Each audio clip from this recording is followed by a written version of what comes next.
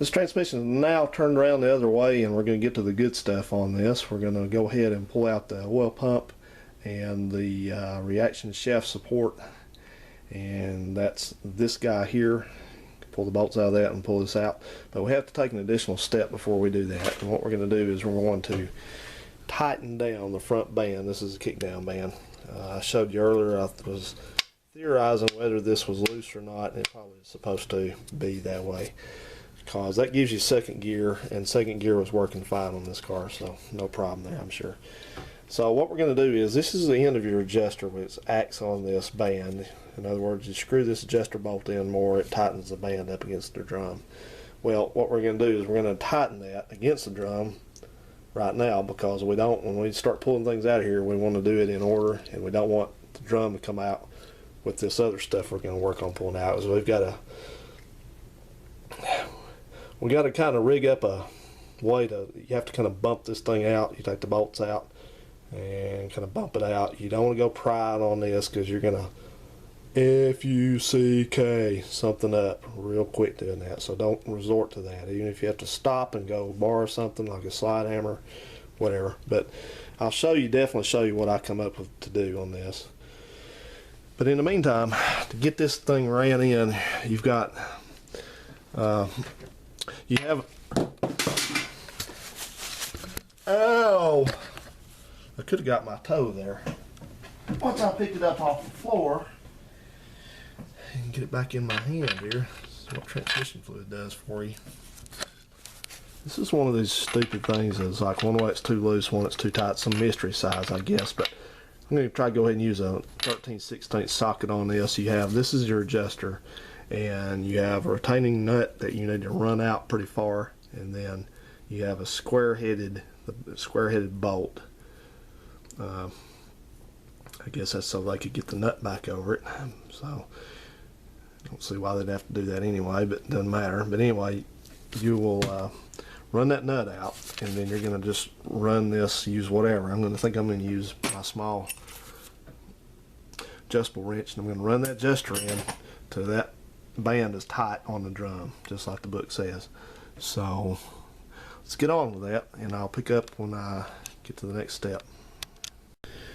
Okay, just an FYI, this retaining nut, the size on this is a 3/4, it's not a 13/16. Never mind that. So I got kind of to a part where it doesn't want to loosen by hand anymore. So just got some range on it, I guess. I'll try not to knock you over there.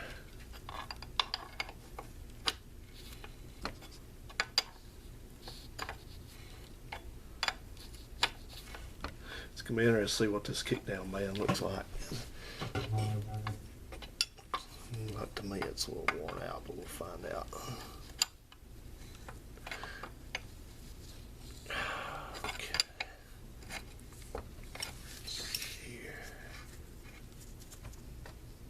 Okay, so I got it in far enough. I think I can take my time here and tighten it down against the drum. Yeah, I'm sure there's some sort of, damn, what, that camera's going off.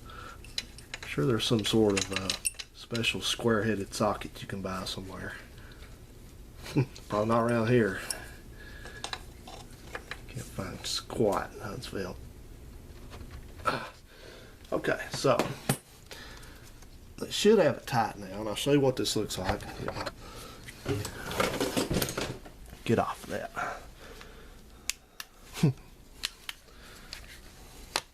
Keep having to turn the screen around, pardon me. Anyway, here we go. And you can see, hopefully with some,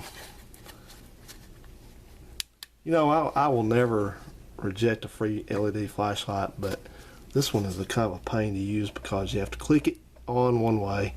You have to click the button and it comes on the end, then you click the button and it comes on the side. So it's got two off positions, so you click, click, click, click to get to where you want. But anyway, you can see there's space on that nut now, and I've run that adjuster in. So there we go. That's basically that step. So do not say anything about, well, if you hadn't talked about flashlights for 5 seconds, we could have seen more of that. Don't go there. Okay, guys, I'm going to get these oil pump bolts out. And also, this thing's upside down, I know, but if you notice there's a hole down here, you might wonder what that is. This is the top of the transmission. There's a hole there that's your vent, so that's what that's for, in case anybody wonders. See a few. Okay, we got those 1/2-inch bolts out to hold the oil pump in, so now we need to locate the two threaded holes in this assembly, and they're not in the part that's of these bolt bores that are closest to you. You have to peek in there. If you look, the bolts that we just took out, if you look in this one, I'm peeking in there and I can see that there's threads way down at the bottom in the aluminum housing of the transmission, and then there's a set that are closer to us, and there's only going to be, it's hard to show you on camera, but there's only going to be 2 different locations that have those. And this one is one of them. This is the bottom of the transmission, and then up at the top directly across from it, that one's the same way. So you're going to proceed to find some strong bolts to thread in for that. Let me look here real quick, see if it tells us. Let's see. Yeah, it doesn't tell us what size bolts those are, but I'll tell you in a upcoming step here, just in a jiff. So let me work on this, and we'll get back to you on that. Okay, we're in the middle of it. I'm getting this pump out. I'm using my slide hammer, which does not work too well because I don't have the right attachment, but I only was able to get one bolt in that pump, so I kind of had to do a combination of knocking the bolt and getting in there and taking a screwdriver and carefully prying forward a little bit, working that pump out. But it is not wanting to come out. It has fought me every inch of the way. So anyway, probably gonna end up blocking you a little bit, but see if we can go ahead and get this dude out of here. An ass. There we go.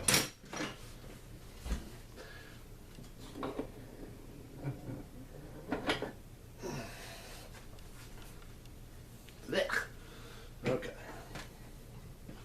Now let's stop right here and see what we got. Pile of tools, see?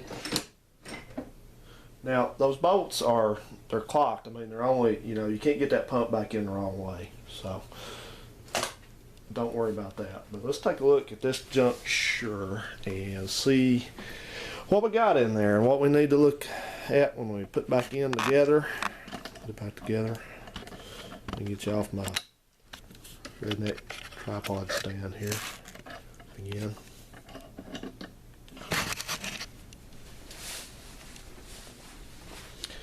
Got some transmission fluid on the floor. Yeah. Okay. Yeah, things are getting kind of cramped. I'm gonna have to relocate some of these tools here, I think.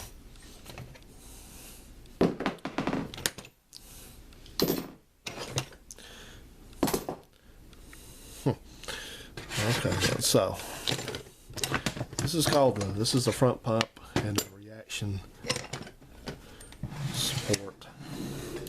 And as you can see, you already seen the front side of it many times, but why I had an issue is that when they put this pump together, it's haunted. When they put this pump together, the two halves of it, as I was telling you earlier, you have two halves of this pump. I don't know if I told you that. I probably didn't, but anyway, there's 2 bolts that can go in to pull this thing out. You use the bolt holes to pull it out with, and that was one of them down there, and the other one was up here. You look in there, you can see, hopefully, that there's threads in there. Right there. Focus, focus. There you are. So those are the only 2 ones that have threads, and that's how you're supposed to use your slide hammer. Whoops, and pull this out. Well, that's a good idea, except that when they put this one together, the hole down here was partially blocked by the front part of that pump on the other side there. So what happened is I could only get one bolt in. So believe you me, I'm not a happy camper about that. But there again we have 2 more sealing rings, cast iron sealing rings are out here. Yeah, I'm looking at this surface here and it feels real good. So I see a wear spot inside right there. I don't know what that is exactly yet, but okay, we got, there's a bushing in there. It's going to need to be dealt with if it looks like it's worn. Click, click, click, click. You can see in there. I don't know about this flashlight. This flashlight's kind of working against me, but there's a brass bushing in there. There. Focus, focus, focus. Come on, focus. Focus, focus, focus. There you go. You're looking at the back edge of it. You see it's not very thick of a bushing, but we'll check all that out. The pump doesn't normally wear out because it's got fluid to it all the time, plenty of fluid, so by design it should not be worn out. And it didn't act like it was worn out. It, seemed like it. So far it was working okay. Now notice that there's a washer on the back of this. So do not lose that. If it came out, you need to find it because that sets your clearance between this deal here. So we do not need to lose that. I believe that is, what's our book tell us that's going to be? That is should be the front clutch right there. So that's the band that's around it. I've showed you that. You see the band wrapped around it. Focus, focus, focus. That's the band wrapped around that. So we're going to be pulling those out. I'll be happy we did it. So we're going to set our, since we're done dealing with this piece of shit, we're going to set this thing to the side in our pan over here, go on forward. See there. Next step, you want to unthread and remove this front band adjuster. You want to bag that. Then you take off the strut. You put that in there with it so you know what it is. And see if we can get that front band out of there.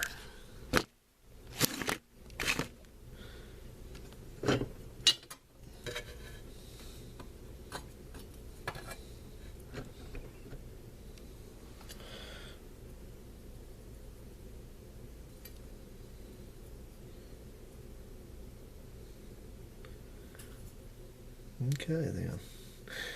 Alright, let's take a look at this band. Wipe it down a little. See what we're dealing with. Don't worry, I didn't forget you.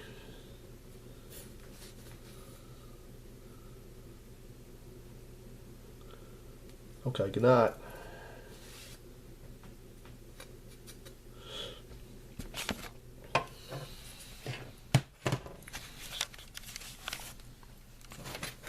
Okay, this is our kick down band, and this is what gives second gear. This thing clamps around there, stops that drum from turning, and gives a second gear. It may not be called a drum, that's what I'm calling it. And this one looks not too bad. Kind of reflected off the surface there, but I see where it's starting to delaminate a little bit. You can see it's got some spots there, and if you turn it around and look closer, there's a spot right, where is it? Right there. It's coming off a little bit. And then especially right here, it's starting to delaminate. And you got some spots over there too. So it's done. It goes in the parts over there. And then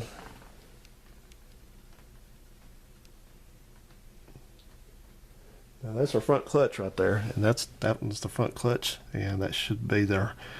I bet that's the one that's burned up, because that's the high gear runs only on the front clutch, which is that one. So let's see if we can slip it on out here. You always want to be careful and see if you got washers, thrust washers, anything like that behind it.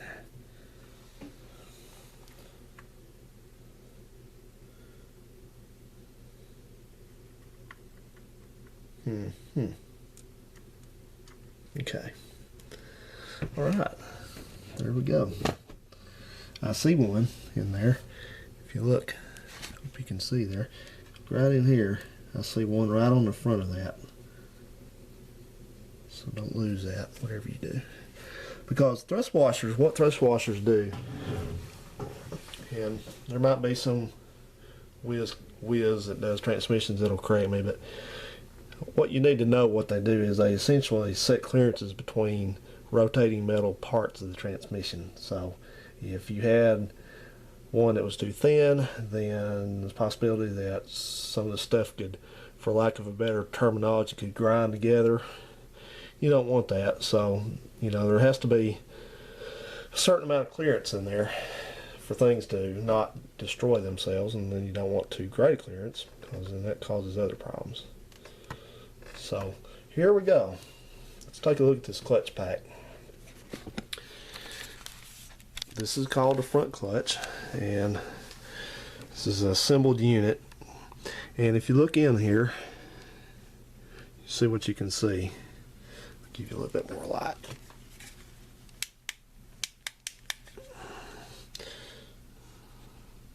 Okay, peek in there was one thing we noticed was we got a big spring there, which is helps keep everything under tension. And then this deal on this flat, round, flat guy there should be what they call your pressure plate. You've got a retaining ring here, another one of those good retaining rings, holds everything together. And what this is, in that you see these little teeth, this is a stack of clutches and what they call steels. And what that means is you can have now I don't specifically know the order of this till I get it apart, but you can have you'll have like a steel, then a clutch, and a steel, then a clutch, then a steel, then a clutch. You don't put two steels together, you don't put two clutches together. They act, a clutch plate in here always acts on a either maybe the pressure plate or a steel. Probably gonna have to be the pressure plate. And so that's how this thing works. And then these all of course they run in transmission fluid, and they sort of kind of, I guess it would almost be like a wet motorcycle clutch. I don't know anything about those, but sort of same theory. And this is the one. Now there's always supposed to be, you gotta set clearances on these things when you get them assembled, and there's supposed to be a certain amount of clearance on it. And these, I can move this with my finger pretty easy. So, you know, like I said, I'm just a goob right now. I'm learning this, but I'm thinking that that's probably so much movement there is in that pressure plate. I can just about guarantee you that's too loose, way too loose, but we'll find out. So I'm thinking probably my suspicions are that that these clutches are burnt out. So this one is supposed to have 4 clutches in it. And let me just move you a bit and stick my head down in there. Yeah, it's got 4 clutches because the steels don't have teeth on them. The clutches do. And when I count down that stack right there, those got those what I call dog teeth on them. But when you look at that stack, I see 4 different ones, 4 different levels in there. So that's 4 clutch, and that's exactly what it's supposed to have. So I'm looking at this. There's another brass bushing here, and I'm just looking at it to see what kind of wear it's got. And it feels fine, but some of these things they're going to recommend that you replace. But we're going to get into that because right now we are just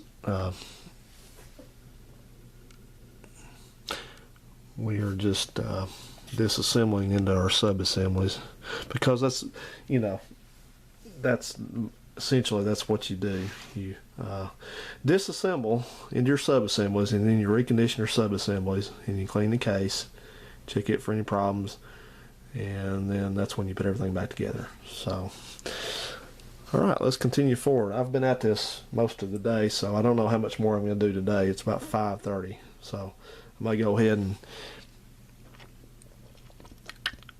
pull a bit more apart. If I do, you'll be there for it. See that?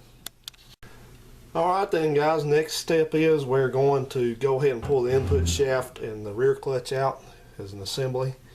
And the big book tells us not only do you not want to lose this one that I already pointed out to you, this thrust washer, there's going to be one between the end of the input shaft. This is your input shaft. There's going to be one between the end of it and the front of the output shaft. So it says do not lose that. So I'm going to just take a quick glance here. Okay. It says grab it, carefully pull it out.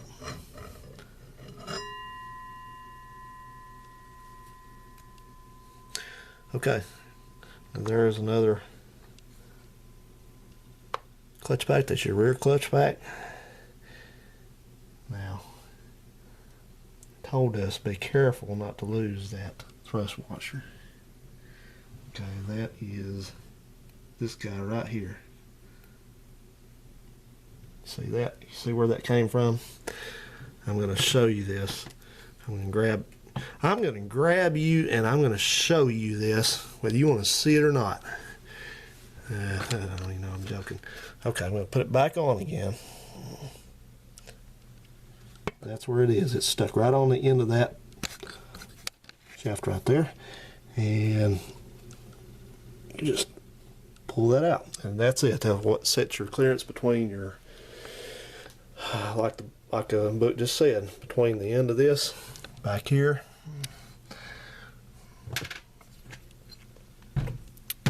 Let's sit down and talk about this a little bit closer.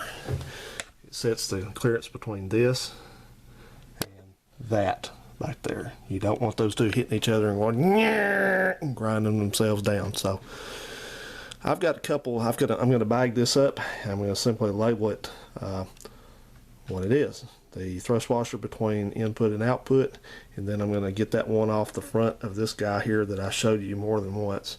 That is between the front clutch and rear clutch. So let's do that now before we forget. I hope this camera survives this bath of transmission fluid it's been getting. This thing's looking rough. Alright, see ya. Next on deck, we're going to remove the planetary gears, the sun gear, and the drive shaft. So what you're going to do is you're going to grasp the output shaft, and I bet I'm going to have to move you guys. Sorry about that. Sorry. Hope you can see there. You're going to grab the output shaft here at the back, and you're going to carefully reach in here and see if you can slide it out. Try not to drag it on stuff, and hopefully your transmission case is not going to go flying somewhere off the table.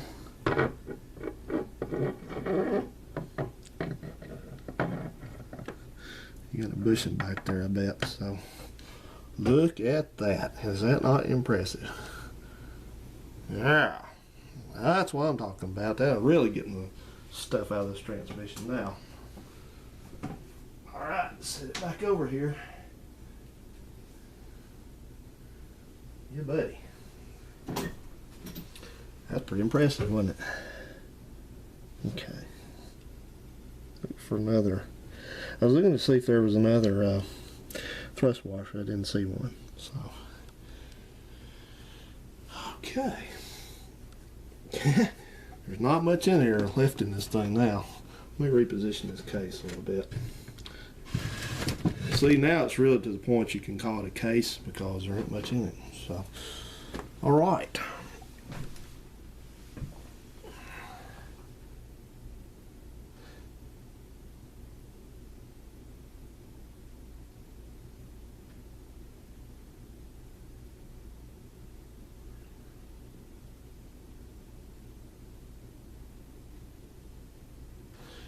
Okay, it's telling us that we can just go ahead and remove the low reverse drum back here. That's this guy. Yeah. That looks kind of scary. So I'm still not seeing any kind of thrust washer. So it's your reverse drum, low reverse drum, low reverse drum. Remember we said that this has that band back there's a low reverse band. Well, that goes right around this guy, right around this guy. So low reverse. So it only goes in one way because you look in there, you got a sprag back there. Ugh, I don't like to look at that thing. That looks kind of scary. So let me put this on our parts. Right.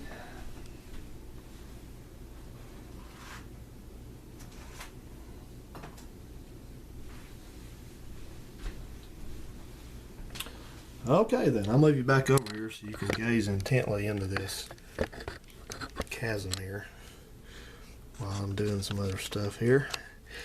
Okay, next up we're going to be, if it sounds like I'm reading out of the book, that's because I'm reading out of the book. What are you talking about? I ain't never done this before. I don't know what the hell I'm doing. I'm like you guys, I'm learning. So, okay then. Loosen rear band adjuster, remove band strut and link, and then remove the rear band. So I'll show you what they're talking about. This is the rear band right here. So this has to come out. How about it come out like this? That's probably not exactly how it's supposed to come out, but sure as hell hope something broke in there. I don't know. I hope this one isn't coming apart either. One of these they say you're not supposed to hardly ever have to replace, and that one's got, this one looks fine, but it's got a little spot in it right there. You see that? But you need to, yeah.